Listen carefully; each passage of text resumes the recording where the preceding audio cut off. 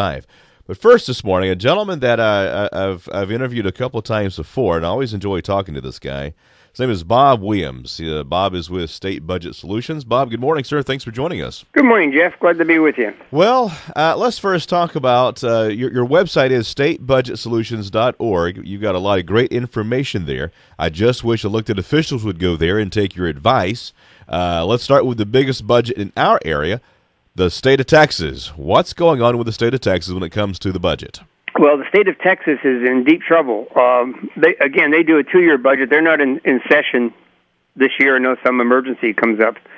But what they did last year in order to balance the budget is they used more accounting gimmicks than any other state. And by accounting gimmicks, one of the things they did is they just simply delayed the payments to K-12 schools by a day to push it into the next fiscal year. So that's going to create a $2.3 billion problem next time. They also have an $8 billion structural deficit, which now raises the deficit to $10 billion, simply by view of the fact that they use a gimmick on how they report income. And so it creates a hole in the budget because they're counting on an income that really comes in the next year.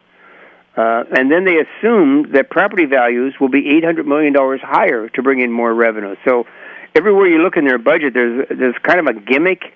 They also assume that there would be no increase in Medicaid enrollment over the next 2 years, which every other state's seeing a mammoth increase. So when you look at that, Texas has a serious problem going into the next budget. And unfortunately, this year, the year they could take some action because the elections aren't until the end of the year, they're not even in session. They're not even addressing the problem, where we would hope they would do what some of the other states are doing, and that is actually reduce spending.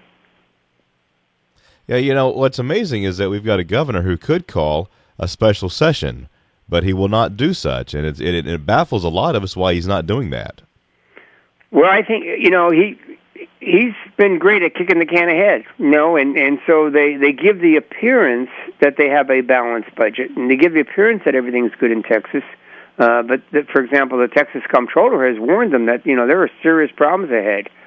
And we've been trying to get Texas to really start changing the budget focus to an outcome-based budget system. And I know the Texas Public Policy Foundation, that Talmadge Helfand, has done a great job in outlining what is a solution, what should be done.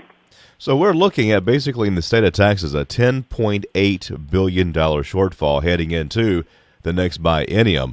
How can that be overcome without raising taxes? Well, if the legislature would start addressing it on an outcome basis, if they would look at what are the core functions of government in Texas, come up with 5 or 10 core functions, and then every single program had to meet one of those core functions, and then budget an outcome basis, they could do it. But if they continue to just kick the can ahead, the day of reality is coming. And the serious problem that Texas faces, which many states are facing, is the unfunded pensions. And if you look at it on a market-based value, Texas has, hope you're sitting down, Jeff, $180 billion unfunded obligation for pensions. Oh, my. And a $53 billion unfunded obligation for retirees' health care. I mean, that's a $230 billion problem in a state that has a $40 billion a year budget. And so they need true pension reform, which is something that, again, they've delayed. The tendency is, what can I do to get reelected without addressing the serious problems in the state? Yeah, and we've had a lot of guys decide they're not going to go back to Austin. I mean, we've had several key folks deciding they don't want to go back to the Texas legislature. Many of us think it's because of the fact that they've got to make some hard decisions in this next session that will begin in the basically February, I guess, or January of 2013. It's not going to be a pretty session. No, it's not. And we thought that was going to happen this year because everybody knew Texas had a serious budget problem, and then all of a sudden, magically, they solved the problem without making serious cuts and without, really raising taxes. And you go, wait a minute, how did they do that? Yeah. Well, they used light bulb snatchers and gimmicks. Smoke and mirrors. All right, let's turn our attention to the great state of Arkansas.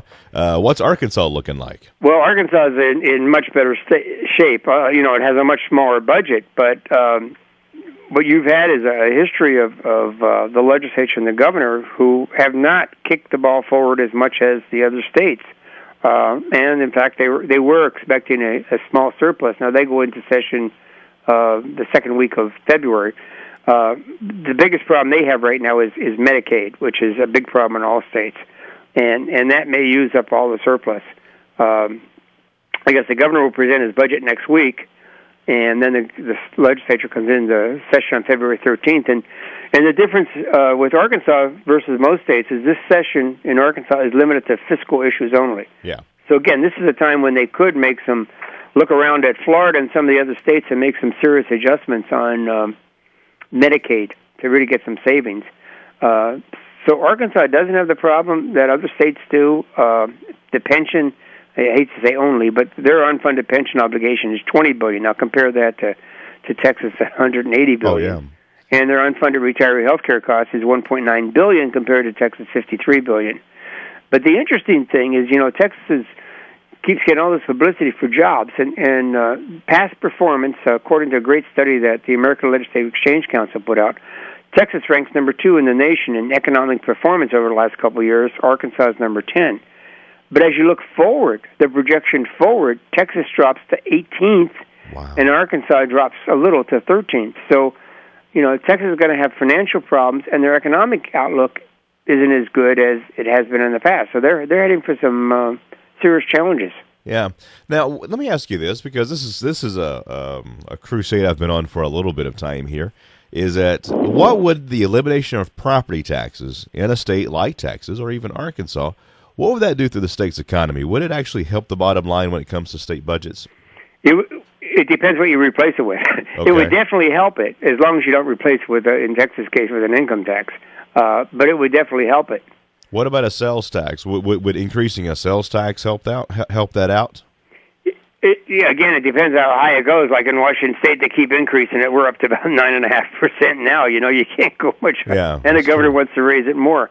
The biggest thing in most states is spending is out of control. I see. And what has happened in the case of Texas is they got more federal funds than any other state. And so they use that to fill budget holes. But now when the federal funds disappear, all of a sudden they go, oh, my goodness. So rather than reducing spending, which other states have done, they've played this kick the can forward, smoke and mirrors, accounting gimmicks, etc., and pretend things are okay.